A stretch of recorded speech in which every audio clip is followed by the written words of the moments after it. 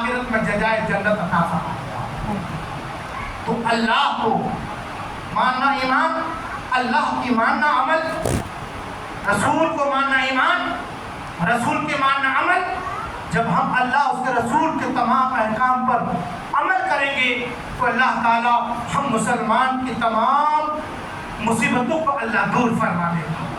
لیکن آج ہمارے مسلمان، ہمارے بھائی، ہمارے رشتہ دار نماز سے دور ہوتا چلا جا رہا ہے، عبادت سے دور ہوتا چلا جا رہا ہے۔ بخاری شریف کی حدیث ہے، اللہ کے رسول صلی اللہ تعالیٰ علیہ وسلم نے ارشاد فرمایا کہ مجھے اس بات پر غم نہیں ہے کہ میری امت شرک کریں گی، مجھے اس بات پر غم ہے کہ میری امت دنیا کے گروہ میں بڑھ جائے گا، دنیا کے گروہ میں بڑھ جائے گا۔ اس لیے میرے عزیز دوستو، اللہ سے دعا کرو اللہ ہمیں دنیا کے گروہ سے بچائے اور ایسی نصیب کرے کہ جو تیرے محبوب کو پسند آ جائے۔ اللہ سے دعا کرنی چاہیے۔ اس لیے میں آپ سے یہ کہنا چاہتا ہوں کہ میرے عزیز دوستو، قرآن فرماتا ہے یا ایھا الذین آمنوا ادخلوا فی السلم کافہ، اے ایمان والو، اے مومنو، اسلام میں پورے طور پر داخل ہو جاؤ۔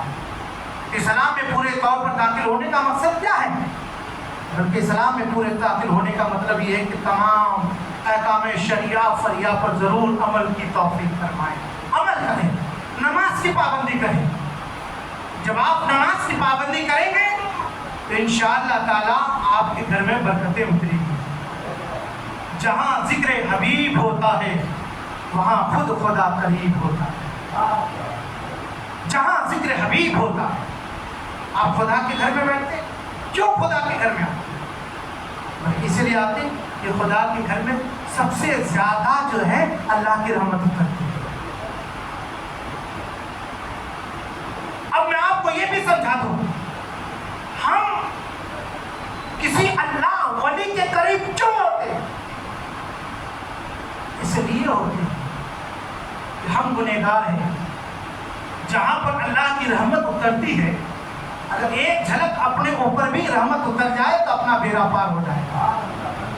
اس لیے ہم اللہ ولی جو نیک ہوتے ہیں وہ اللہ کی رحمت اس پر اترتا ہے، برکتیں اترتی ہیں، مصیبتیں دور ہوتی ہیں، بلائیں دور ہوتی ہیں۔ اس لیے ہم اور آپ جو ہیں اللہ کے ولیوں سے قریب اس لیے ہوتے کہ وہ بہترین اللہ کے بندے اور نبی کے بہترین امت ہے۔ اس امت پر جو ہے اللہ کی رحمت اترتی ہے۔ جب ہم اس کے قریب بیٹھیں گے، اس کے قرب